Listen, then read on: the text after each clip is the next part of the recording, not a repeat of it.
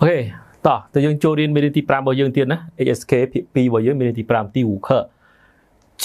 买这件吧就买这边吧ជួឡើយហ្នឹងយើងអាចបកប្រែថាគឺណាគឺទិញជាមួយហ្នឹងអញ្ចឹងណាជួ买ប្រែទិញណាជើហ្នឹងនេះជៀនកផ្លេសំដៅលើកអាវណាជើ买这件吧ជើ买这件吧OK យើងមើលកណ្ដាលដុំសិន热身给下面的词语选择对应的图片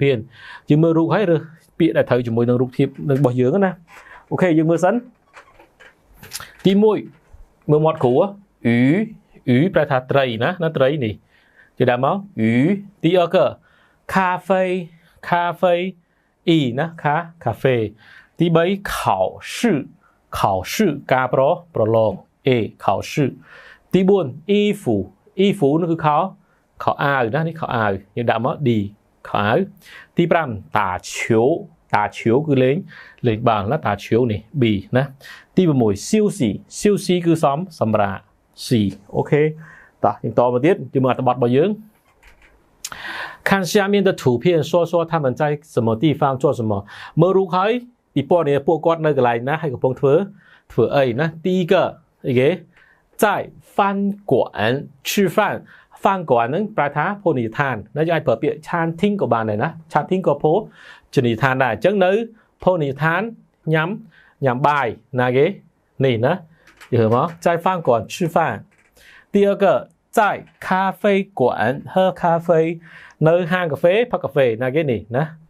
在咖啡馆喝咖啡第三在学校考试ប្រឡងនៅសាលា考试គឺការប្រឡងនៅសាលារៀនមួយណាគឺមួយនេះទី4在商店买衣服在商店买衣服នៅហាងលក់ទំនិញទិញខោអាវមួយណាគេគឺនេះណា在商店买衣服在家里在家里នៅផ្ទះយើងមើលពាក្យថ្មីរបស់យើងសិនទី1个外面នៅខាងក្រៅណា外面នៅខាងក្រៅ第二个準備បែរថាត្រៀមឬក៏រៀបចំផ្លិតកម្រងកាយមួយអញ្ចឹងណាជួហ្នឹងគឺចង់បង្ហាញពី used to indicate a conclusion or resolution អញ្ចឹងចង់សំដៅលើថារបស់ស្អីមួយដែលយើងគិតថាវាអញ្ចឹងហើយជួជឿយ៉ាងបាទណាគឺបែបហ្នឹងអញ្ចឹងជួ买这件吧ណាទិញមួយហ្នឹងអញ្ចឹងជួគឺមានន័យថាបែបអញ្ចឹង第4个鱼ប្រែថាត្រីទី2聲ណា鱼part used at the end of the sentence to indicate consultation suggestion request or comment ណាប្រើនៅចុងប្រយោគចង់បង្ហាញថាឲ្យ give direction ឲ្យទិសដៅឬក៏ឲ្យដំបូងមានថាពីទៅអញ្ចឹងហ៎តោះអញ្ចឹងហ្មងតោះអមថាឥឡូវតោះយើងទៅតោះចូលប៉ះតោះយើងញ៉ាំបាយ吃饭吧ណាប្រើចុងប្រយោគគឺមានអត្ថន័យបែបហ្នឹងអូខេឥឡូវយើងមើលក្នុងប្រយោគរបស់យើង晚上我们去饭馆吃饭怎么样晚上ពេលល្ងាច我们ពួកយើងទៅភោជនីយដ្ឋានញ៉ាំបាយណា我们去饭馆吃饭怎么样យ៉ាងម៉េចដែរ我不想去外面吃ខ្ញុំមិនចង់ទៅញ៉ាំនៅខាងក្រៅទេ我想在家吃ខ្ញុំចង់ញ៉ាំនៅផ្ទះខាងក្រោមទៀត那你准备做什么呢អញ្ចឹងអ្នកឯងត្រៀមរៀបចំធ្វើអីដែរធ្វើម្ហូបអីដែរ B ឆ្លើយថា就做你爱吃的鱼吧ណាអញ្ចឹងធ្វើត្រីដែលអ្នកឯងចូលចិត្តញ៉ាំអញ្ចឹងណា就做你爱吃的鱼吧មកតទៀត在商店គឺនៅអី在商店គឺនៅហាងលក់ទំនិញណា在商店នៅហាងលក់ទំនិញមើលពាក្យថ្មីជៀននេះកំ play ណាកៅមកកំ play អញ្ចឹងថាអ៊ីជៀនអ៊ីហ្វូកៅមួយកំ play ណាហើយប្រែថានៅមិនទាន់សូ吃饭了吗还没吃ញ៉ាំបាយហើយនៅមិនទាន់ញ៉ាំទេហើយប្រែថានៅណា可以ប្រែថាអាចណា可以ប្រែថាអាចឬក៏ not bad អមថាម្ហូបមិនឆ្ងាញ់អត់这个菜怎么样还可以ប្រែថា not bad មានន័យគួរសមដែរមានន័យថាអញ្ចឹងខ្មែរពូឆក់ប្រែថា pretty good ពូឆក់ប្រែថាខុសណាពូឆក់មិនខុសប្រែថាគ្រាន់បើនិយាយខ្មែរប្រែថាគ្រាន់បើណាអូខេយើងមើលប្រយោគរបស់យើង帮我看一下这件衣服怎么样 chui mơ nhom tinh mơ cái áo mà cái play ní dạng mấy đài nè chơi chiến một cái play ní cái chui mơ trong tinh mơ cái áo mà cái play ní dạng mấy đài diễn sơ hải khơi po aiแต่ตัวโยบานคือหมายถึงไอ้ตัวโยบานนะ就是有点大cứ vì ấy vì hiện thông tách nè有点能tách mình thông tách那间小的怎么样这每tôi nó อย่างไรได้这间不错这间不错mà cái play ní còn bà chiêu mãi这间bà là chân tinh nhà muối muối ní tơi ok mưa to tiết biệt thay mưa tiết nè 在教室នៅក្នុងថ្នាក់រៀនពាក្យថ្មីរបស់យើងគឺ考试គឺការប្រឡងគឺเอา考试考试គឺការប្រឡង意思មានអត្ថន័យមានខ្លឹមសារណាអូខេឥឡូវយើងមើលកិច្ចសន្ទនារបស់យើង今天去不去打球今天去不去打球ថ្ងៃនេះទៅឬក៏មិនទៅលេងបាល់这两天有点累这两天有点累ប៉ុន្មានថ្ងៃនេះគឺរៀងហត់បន្តិច不去打球了គឺអត់ទៅទេអត់ទៅលេងទេ你在做什么呢អ្នកឯងកំពុងធ្វើអ្វីដែរ是在想昨天的考试吗គឺនៅកំពុងគិតការប្រឡងពីម្សិលមិញមែនទេ是啊ពិតមែនហើយ我觉得听和说还可以我觉得听和说还可以ខ្ញុំយល់ឃើញថាស្ដាប់ហើយនឹងនិយាយហ្នឹងគឺអត់អីទេ读和写不好អានហើយនឹងសរសេរគឺមិនល្អ很多字អក្សរច្រើនណាស់我都不知道是什么意思很多字我都不知道是什么意思អក្សរជាច្រើនគឺខ្ញុំអត់ដឹងថាវាមានអត្ថន័យថាម៉េចទេ在公司នៅក្នុងក្រុមហ៊ុនណាមើលពាក្យថ្មីរបស់យើងកាហ្វេគឺការកាហ្វេដើម្បីទួយនេះប្រើថាសំដៅថាសម្រាប់我对你说ខ្ញុំនិយាយទៅកាន់អ្នកចំពោះអ្នកអីចឹងណា以后នេះគឺពេលក្រោយណាឥឡូវយើងមើលអត្ថបទរបស់យើង休息一下吧ណាអានេះដូចគេឲ្យដំបូងមានថាអត់តែសម្រាប់ pleasant ណាត休息一下吧喝咖啡吗ផឹកកាហ្វេអត់不喝了អត់ផឹកទៀតទេណា不喝了អត់ផឹកទេ我已经喝2杯了ខ្ញុំបានផឹកអីបានផឹក2កែវរួចហើយណា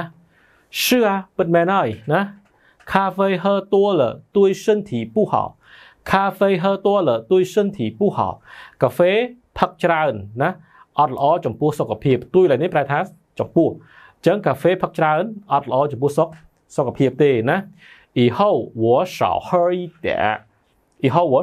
点ពេលក្រោយខ្ញុំនឹងផឹកបន្ថយផឹកបន្តិចទៅណា每天喝一杯រាល់ថ្ងៃផឹកតែមួយពែងទេអូខេឥឡូវយើងបញ្យល់ការប្រើប្រាស់ពាក្យជីវយើងមកឧទាហរណ៍ហ្មងណាជីវជាទូទៅបូកជាមួយតុងសឺនឹងគេយ៉ាសាប់ណាបង្ហាញពីការទទួលបង្ហាញពីឥឡូវយើងមើលអត្ថបទមកគ្រូសួរបញ្យល់ពួកយើងណាគឺសំខាន់ចូលដល់ conclusion មកគឺការចូលដល់សរុបសេចក្តីមកជីវហ្នឹងរឿងធ្វើមួយហើយជីវខាងក្រោយគឺថាសរុបសេចក្តីមកគឺវាអញ្ចឹងមកអញ្ចឹងណា你不想去អ្នកមិនចង់ទៅណា就在家休息吧អញ្ចឹងនៅផ្ទះសម្រាប់ទៅគេណាគេសរុបសេចក្តីមកថានៅផ្ទះបើណែមិនចង់ទៅទេ就在家休息吧你不想去就在家休息吧អ្នកអត់ចង់ទៅឥឡូវនៅផ្ទះសម្រាប់ទៅអញ្ចឹង这的咖啡不错这的咖啡不错កាហ្វេនៅទីនេះគឺគ្រាន់បើណា不错ឬគ្រាន់បើ就喝咖啡吧ចាផឹកកាហ្វេអញ្ចឹងណា就做你爱吃的鱼吧就做你爱吃的鱼吧អញ្ចឹងធ្វើត្រីដែលអ្នកឯងចូលចិត្តញ៉ាំអញ្ចឹងណា爱吃ឯងចូលចិត្តស្រឡាញ់鱼吃ញ៉ាំចូលចិត្តញ៉ាំណា注意在颜色还可以就是有点大就是表示让步ណាអូខេអានេះយើងបាច់បញ្យល់ទេបញ្យល់តទៀតណាមួយទៀតការប្រើប្រាស់ពាក្យហាយណាយើងមើលឧទាហរណ៍表示勉强过得去ហាយនឹងប្រែថាវាអាចទទួលយកបានបើចង់និយាយខ្មែរឥឡូវឧទាហរណ៍ណា这你身体怎么样សុខភាពរបស់អ្នកឯងយ៉ាងម៉េចដែរហើយហោវាល្អនៅថាដូចនៅល្អគ្រាន់បើអញ្ចឹងណាអូខេ这件衣服大吗កៅអៅមួយ complain នេះធំអត់ហើយសៀង chân chất phở biện chẳng hải xiếng ở đây đấy miền hạt mai thảo ở đây đấy phủ thay ta mình sớ thông chúa thiên tờ khảo sư怎么样ca lòng bị mình sớ mìnhอย่างmình đấy 我觉得听和说还可以 ខ្ញុំយល់ថាស្ដាប់ហើយនឹងនិយាយគឺអាចទទួលយកបាន读和写不好អានហើយនឹងសរសេរគឺមិនល្អទេ有点មានបន្តិចខ្មែរ有点នោះប្រែថាមានបន្តិចណាឧបមាថា今天天气有点冷អាកាសធាតុថ្ងៃនេះគឺត្រជាក់បន្តិច第二个我昨天有点累我昨天有点累ខ្ញុំកាលពីម្សិលមិញរៀងហត់បន្តិច这件衣服有点大កៅអៅមកកាផ្លេនេះគឺរៀងធំប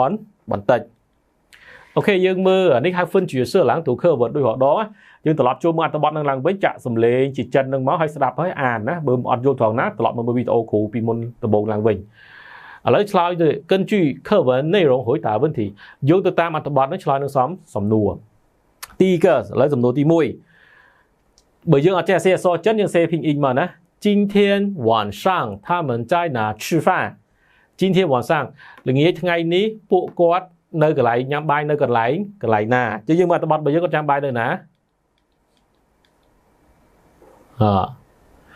晚上我们去饭馆吃饭怎么样我不想去外面吃ខ្ញុំអត់ចង់ទៅខាងក្រៅញ៉ាំទេ我想在家吃ចឹងពួកគាត់ចង់នៅញ៉ាំផ្ទះញ៉ាំបាយនៅផ្ទះណាចឹងយើងឆ្លើយថាម៉េចយើងឆ្លើយថា今天晚上他们在家吃饭不管养白呢第二个他觉得那件衣服怎么样គាត់យល់ថាកៅអៅមកកាផ្លេនោះយ៉ាងម៉េចដែរគាត់យល់ថាយ៉ាងម៉េចដែរនេះណា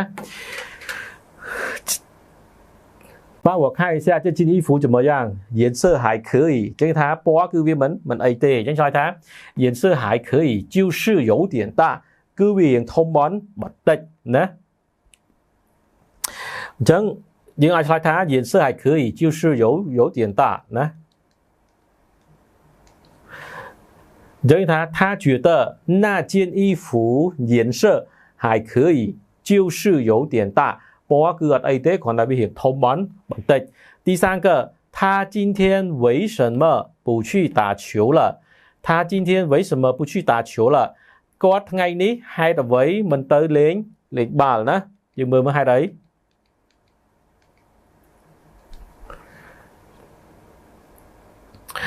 这两天有点累不去打球了ចឹងទី1គឺអីយើងអាចគាត់ថា这两天他有点累不去打球了ណា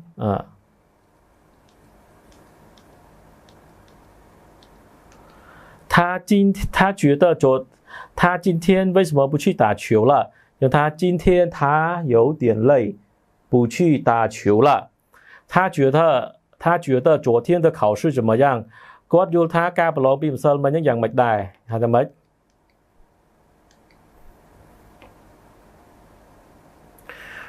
那昨天的考试呢昨天的考试是啊我觉得听和说还可以所以你出来他គាត់យល់ថា他觉得听和说还可以读和写不好អានហើយនឹងសរសេរគឺមិនល្អណា很多字他都不会他都不知道是什么意思ណាអក្សរជាច្រើនគឺគាត់ដឹងថាមានន័យថាយ៉ាងម៉េចទេអញ្ចឹងយើងឆ្លើយតាមនឹងមកតោះជួយហៅ一个ណាខាងក្រោយមួយទៀត他为什么以后每天就喝一杯咖啡គាត់ហេតុអ្វីពេលក្រោយរាល់ថ្ងៃមិនផឹកកាហ្វេទៀតទេហេតុអ្វីទីមកតបតណា咖啡喝多了កាហ្វេផឹកច្រើន对身体不好គឺវាអត់ល្អចំពោះសុខភាពណាOK 用本课新学的语言点和词语描述图片ប្រាប់ពាក្យនឹងគ្នាដែលយើងបានរៀនមកបំពេញនៅក្នុងប្រយោគណានេះគេចង់ប្រេះលាវអាវបាត់ហើយស្អីមេថាម៉េច这件衣服还不错យើងប្រើពាក្យ还ណា还不错កៅអៅមកកាផ្លេនេះគឺរៀងគ្រាន់បើណា就是有点小គឺវារៀងតូចបន្តិចណារៀងតូចបន្តិចឃើញទេវាតឹង今天晚我们明天再看吧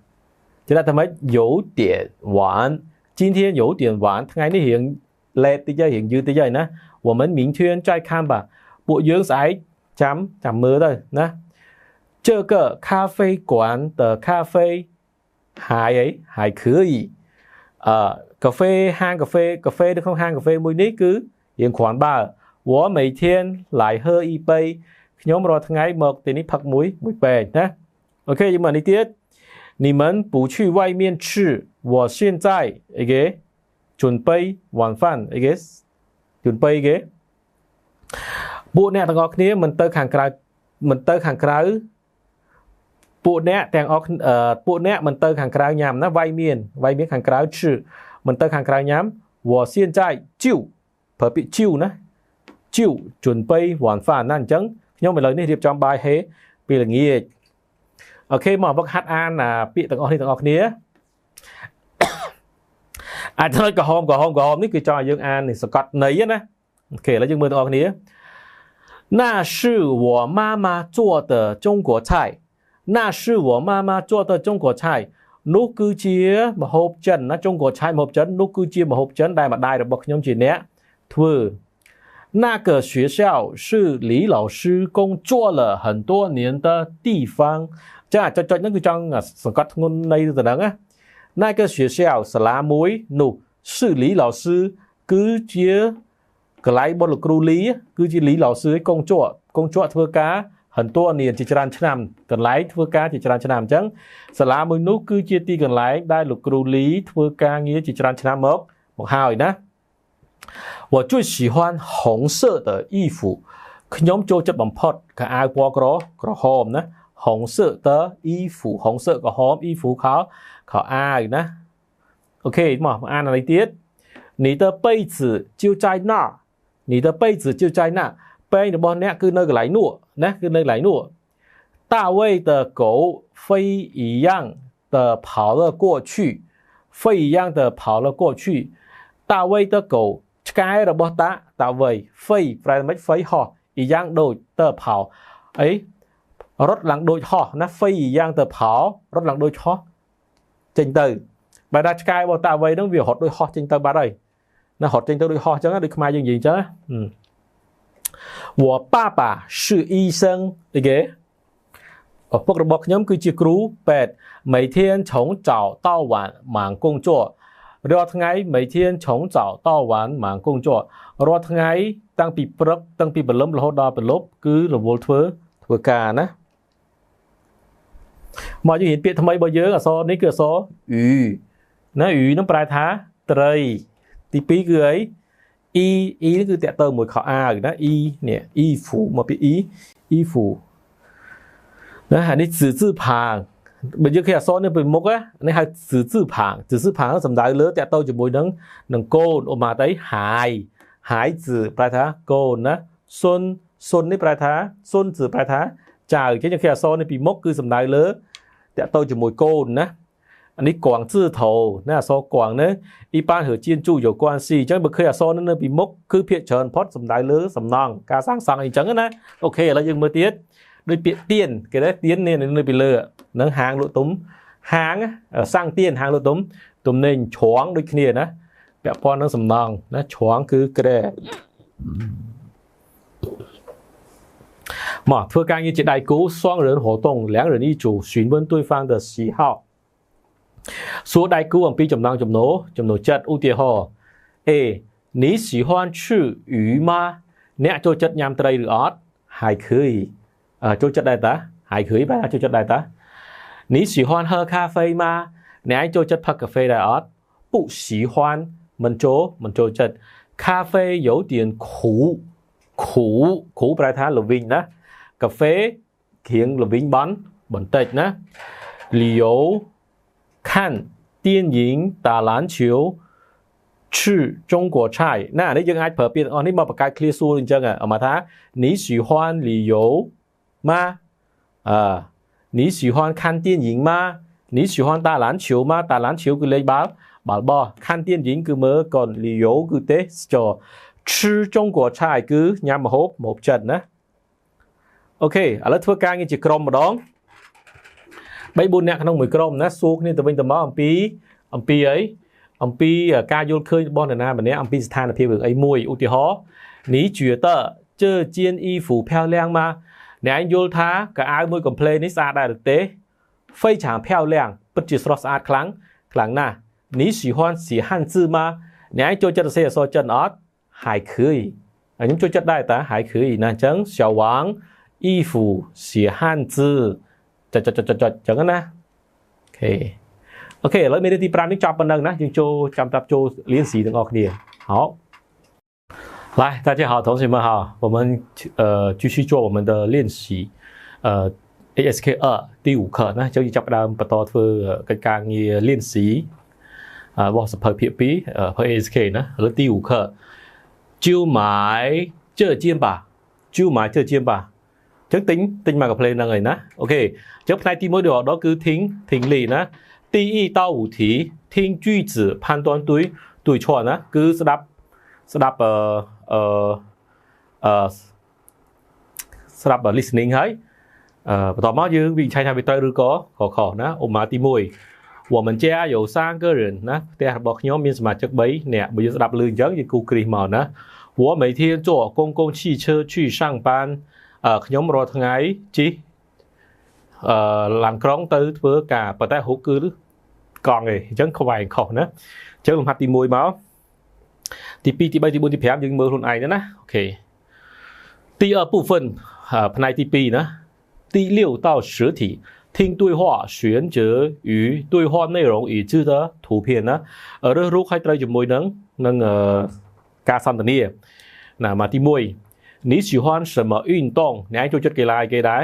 我最喜欢踢足球ខ្ញុំចូលចិត្តកីឡាទាត់បាល់អញ្ចឹងដាក់ D មកណាអញ្ចឹងលំហាត់យើងទី6ទី7ទី8ទី9ទី10យើងធ្វើមកខ្លួនឯងមកណា第3部分ផ្នែកទី3第11到15题听对话选择正确的答案ណាស្ដាប់ការសន្ទនាឲ្យរើសចម្លើយដែរដែលត្រឹមត្រូវទី1ឧបមាថា小王这里有几个被子哪个是你的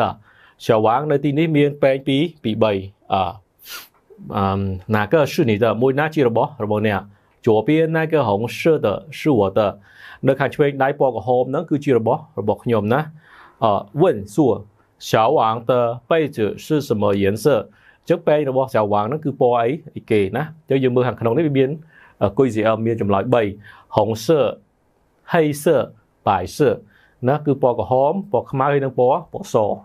ចឹងគឺពណ៌អីមិញហុងសើយើងធ្វើយកពណ៌ក្រហមមកហើយលំហាត់បន្តទៀតយើងមើលហើយយើងធ្វើខ្លួនឯងមកណា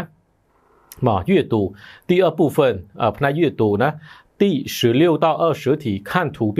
选择与句子内容一致的图片ណាឬ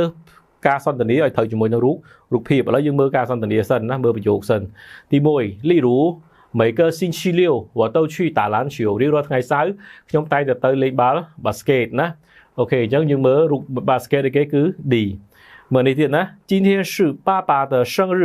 我们就去外面吃饭吧ថ្ងៃនេះគឺខួបកំណើតរបស់ប៉ាប៉ាណាពួកយើងទៅញ៉ាំបាយនៅខាងក្រៅអញ្ចឹងរូបភាពមួយណាយើងមើលនេះណានេះខាងញ៉ាំបាយនៅខាងក្រៅគឺ E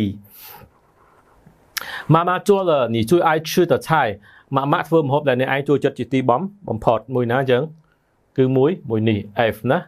មួយទៀត我有点累休息一下ខ្ញុំยัง hot តិចហើយណាហើយសុំសម្រាប់បន្តិចនេះណា B 我有点累休息一下他这几天要准备考试我没给他打电话គាត់មួយថ្ងៃនេះត្រូវត្រៀមប្រឡងណាខ្ញុំអត់បានទូរស័ព្ទទៅគាត់ទេនេះ A 我不喝了ខ្ញុំលែងផឹកហើយណា我已经喝了3杯了ខ្ញុំផឹក3កែវហើយ3ពែងណាចឹងរូបអីគេនេះណានេះមកមួយទៀតទី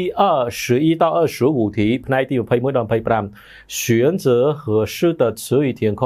រើសពាក្យនេះដាក់ឲ្យត្រូវក្នុងប្រឡោះទី1គឺជិវទី2ប៉ាទី3ហើយទី4ទួយទី5គុយទី6អ៊ីហូមកមើលឧទាហរណ៍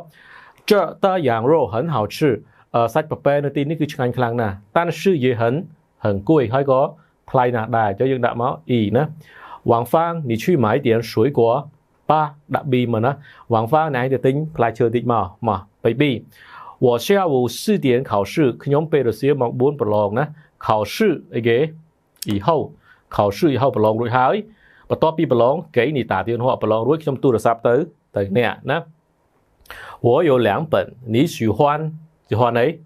喜欢就哎呀喜欢就送给你一本ណាខ្ញុំមានពីក្បាលបើឯងស្រឡាញ់ខ្ញុំជូនឯងអ្នកឯងមួយក្បាលទៅដាក់ប្រើពាក្យជូទី24我太忙了ខ្ញុំរវល់ខ្លាំងណាស់没时间运动អត់មានពេលទៅហាត់កីឡាទេ我知道运动对身体很好ចឹងកន្លែងនេះយើងដាក់មកគឺ对身体很好ណា25题今天的菜អីគេ今天的菜还可以ណា今天的菜还可以បែរថាម្ហូបអាហារថ្ងៃនេះគឺរៀងគ្រាន់បើដែរណា都是我丈夫做的សុទ្ធតែប្តីខ្ញុំអ្នកធ្វើទាំងអស់OK，这个到ផ្នែកទី3ណាទី3部分第26到30题判断下列句子的意思是否正确ណា正确អញ្ចឹងមើលប្រយោគខាងក្រោមនេះយើងមើលប្រយោគខាងលើហើយមើលអាគេនេះក្នុងរូបកាយថាតើមួយហ្នឹងអ្វីដែលគេនិយាយត្រូវឬក៏ខុសណាឧទាហរណ៍ទី1现在是11点30分ឥឡូវនេះម៉ោង11:30នាទី他们已经游了20分钟了គាត់ហែទឹកបាន20នាទីហើយណា他们11点10分开始游泳ពួកគាត់ម៉ោង11:10នាទីចាប់ផ្ដើមហែទឹកណាអូខេឥឡូវមកបន្តរបស់យើង我会跳舞但跳的不怎么样ខ្ញុំចេះរាំប៉ុន្តែរាំមិនសូវបានល្អណា我跳的非常好ណាចឹងគឺខុសគាត់ហែបានល្អទេមិនហែបាន非常好ទេណាโอเคយើងមើលបន្តទៀតណា300块钱还可以300យួនអាចទទួលយកបាន你喜欢就买吧អ្នកឯងចូលចិត្តគឺទិញទៅណា他不喜欢就捡衣服ចឹងនេះគេឆ្លើយថាគាត់មិនចូលចិត្តកៅអៅមកកាផ្លេនេះទេចឹងគឺខុសណាគាត់ចូលចិត្តទី27我们一起准备晚饭你做鱼我做菜ណាពួកយើងត្រៀមធ្វើម្ហូបណាអ្នកឯងធ្វើត្រីទៅខ្ញុំធ្វើបន្លែណា他们不去外面吃饭ពួកគាត់អត់ទៅក្រៅញ៉ាំបាយទេអញ្ចឹងគាត់នៅផ្ទះញ៉ាំបាយទេព្រោះមួយធ្វើត្រីមួយធ្វើបន្លែអញ្ចឹងញគូមកគូគ្រីសមកណាតទី28昨天的考试读和学不太好ការប្រឡងពីម្សិលមិញហ្នឹងអានហើយសរសេរអត់សូវល្អទេ他在想昨天的考试呢គាត់នៅកំពុងគិតពីការប្រឡងម្សិលមិញអញ្ចឹងគាត់កំពុងគិតនេះណាអញ្ចឹងយើងដាក់មកគ្រីសគឺត្រូវណា29ទី29我中午有点累喝了2杯咖啡ខ្ញុំពេលថ្ងៃត្រង់រៀងហន់តិចណាផឹកកាហ្វេអស់2កែវហើយណា他累的时候喝咖啡គាត់នៅពេលហត់ហ្នឹងគាត់ផឹកកាហ្វេអញ្ចឹងត្រូវគឺត្រូវគូគ្រីសមកណា你少喝一点吧ណៃផឹកតិចបានហើយ喝多了对身体不好ផឹកច្រើនអត់ល្អចំពោះសុខភាពណា他的身体不太好ណាសុខភាពរបស់គាត់អត់សូវល្អទេត្រូវខុសគឺខុសព្រោះហេតុអីគាត់គេប្រាប់ថាចេះណៃផឹកតិចទៅផឹកច្រើនអត់ល្អចំពោះសុខភាពទេអាកន្លែងនេះគេថា他的身体不太好ណាអញ្ចឹងយើងអត់ដឹងទេថាគាត់ល្អឬសុខភាពគាត់ល្អតែសុខភាពគាត់គឺល្អតាមពិតនេះក្នុងអត្ថបទនេះគាត់ថាបើសិនជាផឹកច្រើនពេកធ្វើឲ្យសុខភាពអត់ល្អអញ្ចឹងមានថាសុខភាពគាត់ល្អទេយើងគូខ្វែងមក第31到35题选择合适的问答ណាឆ្លើយនឹងចម្លើយនឹងយើងមើលនេះ A B C D E F បន្តមកមានលេខ31 32 33 34 35ដូចអត់ដងណាឥឡូវយើងមើលមួយសំណួរសិនណា我今天早上6点起床的现在有点累ខ្ញុំថ្ងៃនេះពេលព្រឹកម៉ោង6ងើបពីក្រែងណាឥឡូវនេះរៀងហត់បន្តិច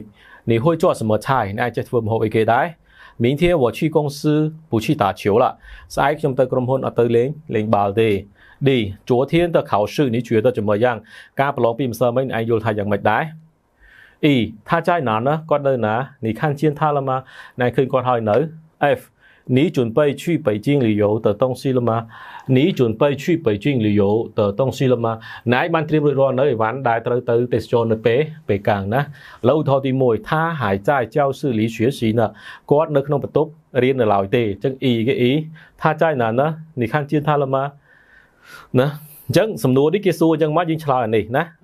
ថា在哪呢គាត់នៅណាណែឃើញគាត់ហើយនៅអញ្ចឹងទៅថយតបវិញថា他还在教室里学习呢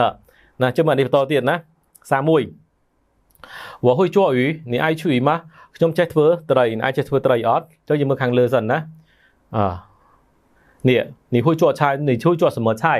អ្នកចេះធ្វើម្ហូបអីដែរចុះយើងដាក់មកគឺ B ណា我会做鱼你爱吃鱼吗យើងដាក់ B មកទី2ទី32ណា你休息一下吧ឯងសម្រាប់បន្តិចសិនទៅយើងមើលថាម៉េច啊。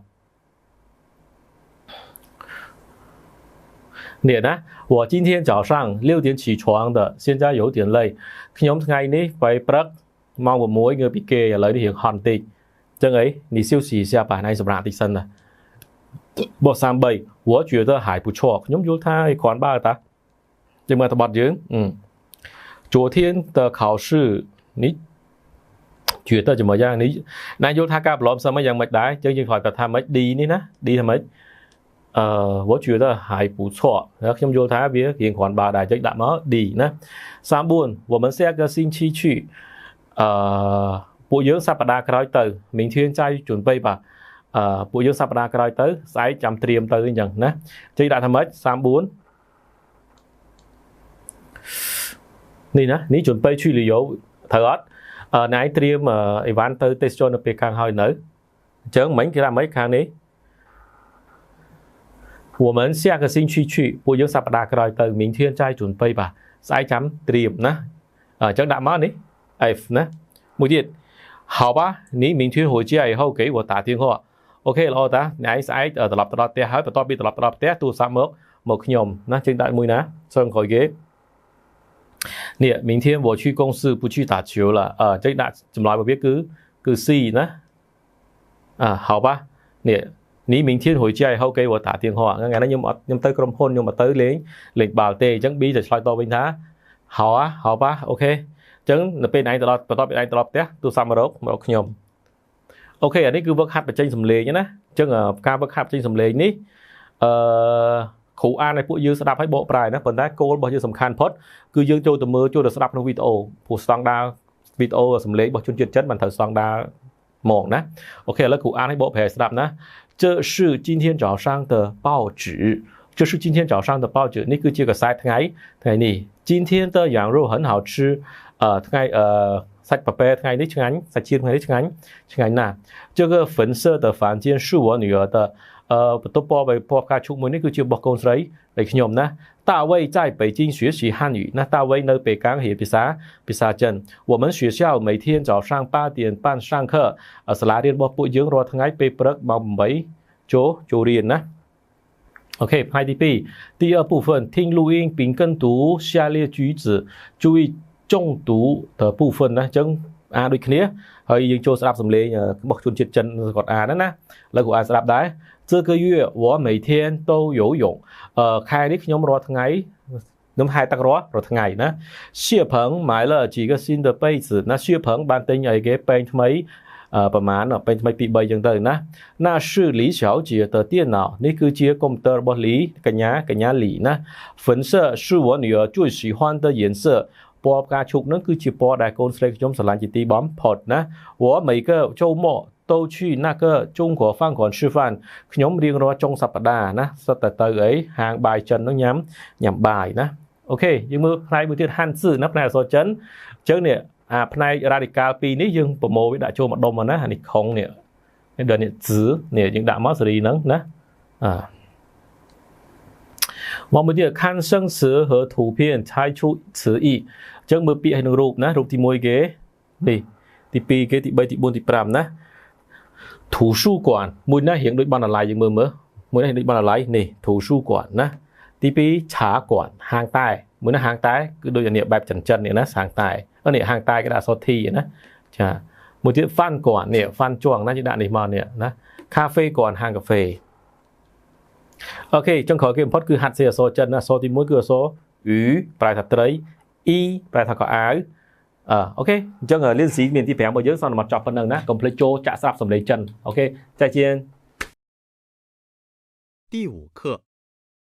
就买这件吧 Lesson 5 Take this one 课文1在家里 Text 1 At home 晚上我们去饭馆吃饭怎么样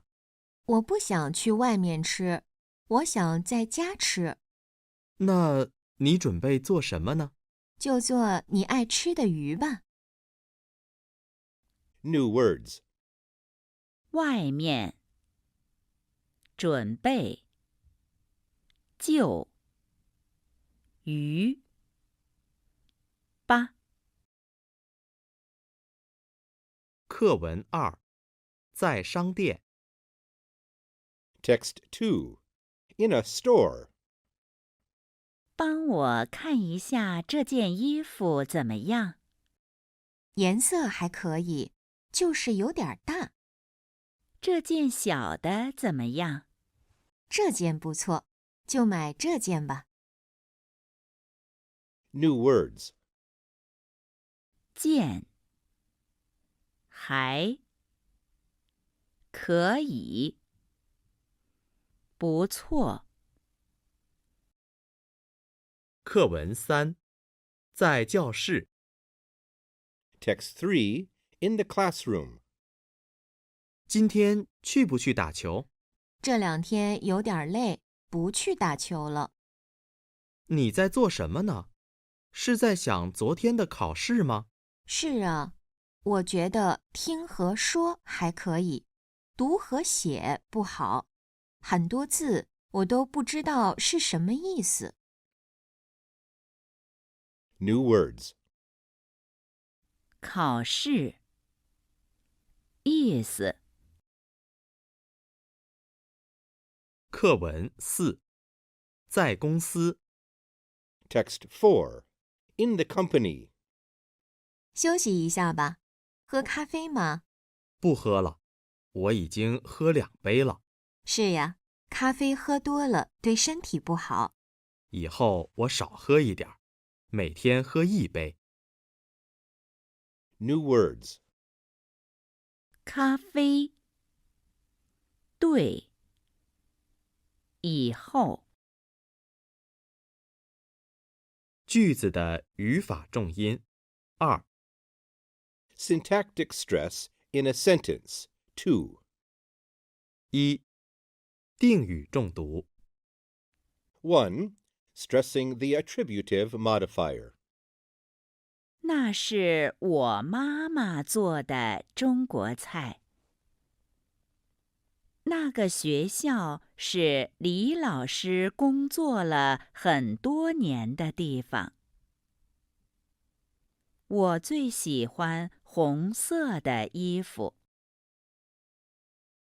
2、状语重读。 2. Stressing the adverbial modifier. 你的杯子就在那儿。大卫的狗飞一样地跑了过去。我爸爸是医生，每天从早到晚忙工作。第5课，就买这件吧。 Lesson 5.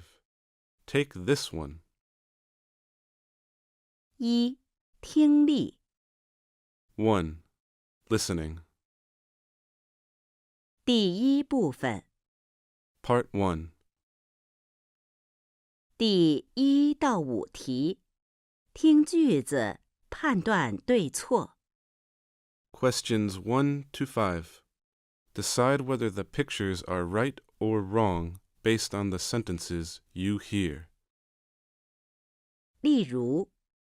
Example. 我们家有3个人。我们家有3个人。There are 3 people in my family.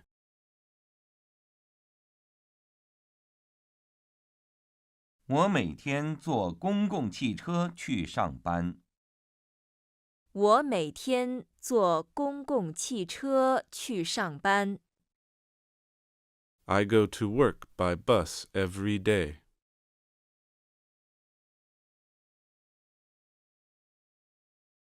1. 我今天有点累，去外面吃晚饭吧。我今天有点累，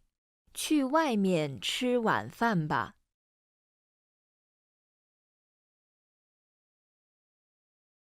2. 他们都在准备下午的考试呢。他们都在准备下午的考试呢。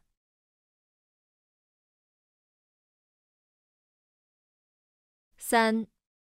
医生说，喝茶对身体很好。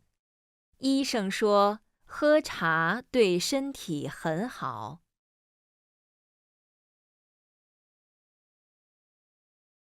4. 我准备了你爱吃的鱼。我准备了你爱吃的鱼。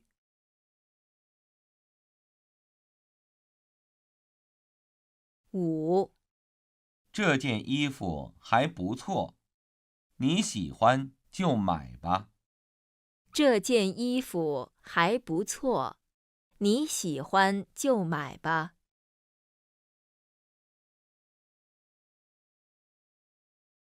第二部分 Part 2. 第6到10题，听对话，选择与对话内容一致的图片。 Questions 6 to 10. Choose the right picture for each dialogue you hear. 例如， Example: 你喜欢什么运动？ What sport do you like? 我最喜欢踢足球。My favorite sport is playing football.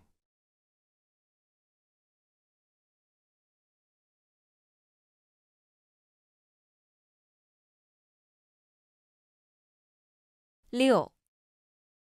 今天晚上你想吃什么？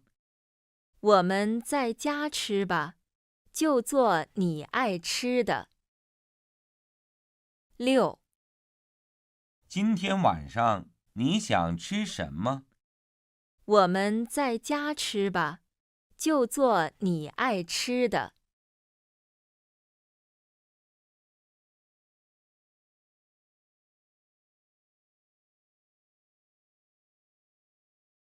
7. 你想不想去看电影？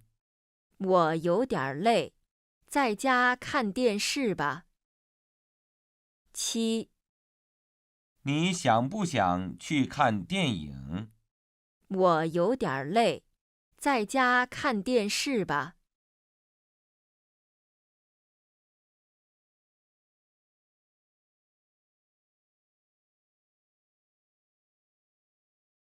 8. 你和小明在做什么呢？我们在准备明天的考试呢。8. 你和小明在做什么呢？我们在准备明天的考试呢。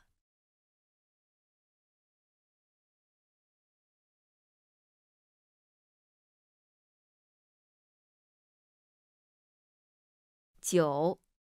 医生说每天喝咖啡对身体不好。以后我不喝咖啡了，喝茶。9. 医生说每天喝咖啡对身体不好。以后我不喝咖啡了，喝茶。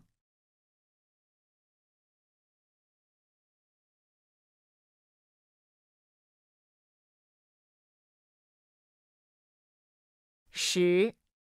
你看看这件衣服怎么样？我觉得有点大，那件还不错。10. 你看看这件衣服怎么样？我觉得有点大，那件还不错。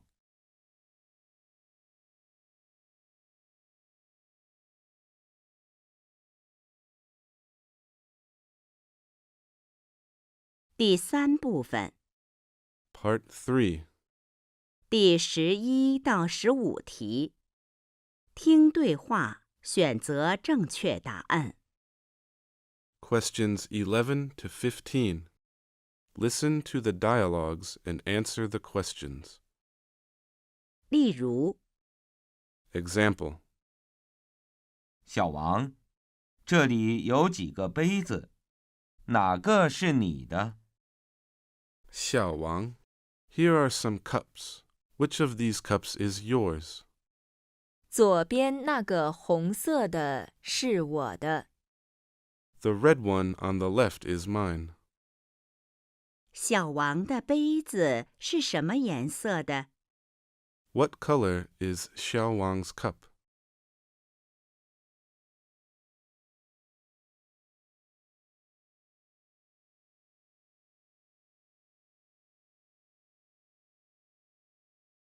11，外面有点冷。是啊，我们就在咖啡馆看书吧。他们在哪儿看书？ 11，外面有点冷。是啊，我们就在咖啡馆看书吧。他们在哪儿看书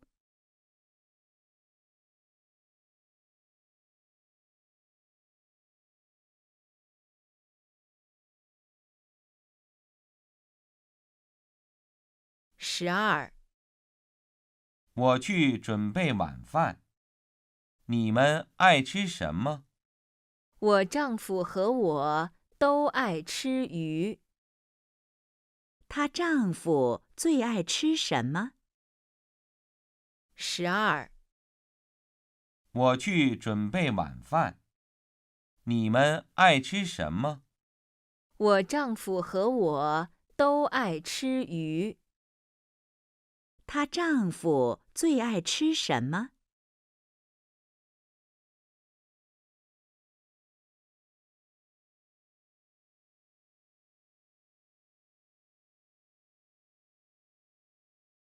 ？13，这个椅子怎么样？我儿子不到1米，这个有点高。女的为什么不买这个椅子？ 13，这个椅子怎么样？我儿子不到1米，这个有点高。女的为什么不买这个椅子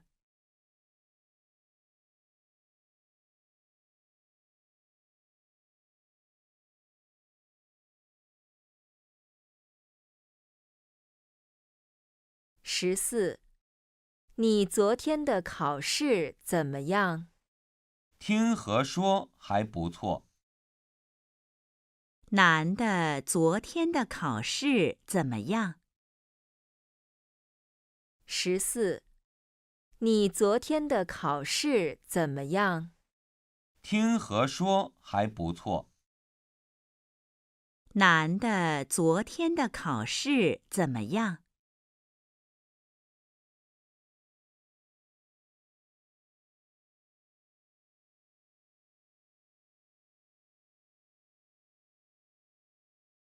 ？15，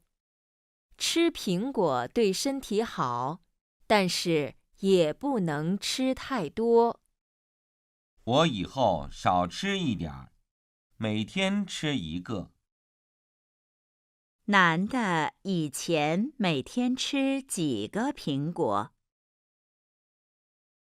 15，吃苹果对身体好，但是也不能吃太多。我以后少吃一点儿，每天吃1个。男的以前每天吃几个苹果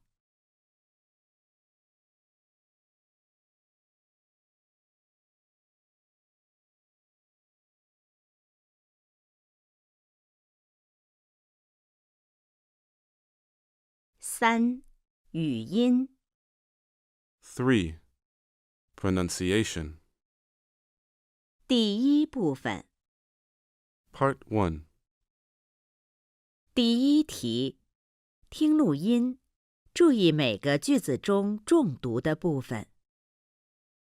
Question 1. Listen to the recording and pay attention to the stress in each sentence. 1，这是今天早上的报纸。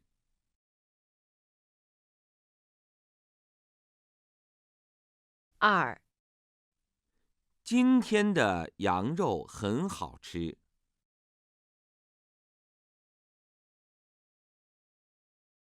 3、这个粉色的房间是我女儿的。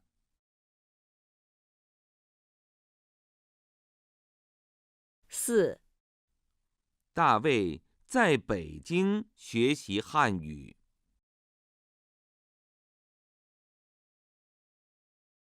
5、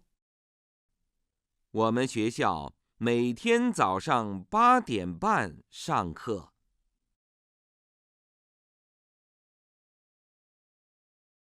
第二部分 Part 2. 第二题，听录音并跟读下列句子，注意重读的部分。 Question 2. Listen to the recording and repeat the following sentences, paying attention to the stress in each sentence. 1、这个月我每天都游泳。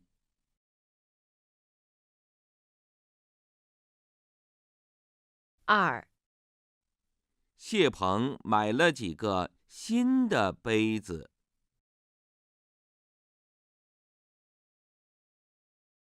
3、那是李小姐的电脑。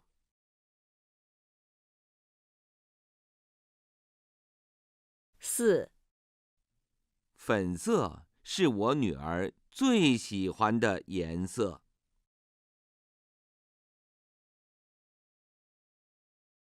5、我每个周末都去那个中国饭馆吃饭。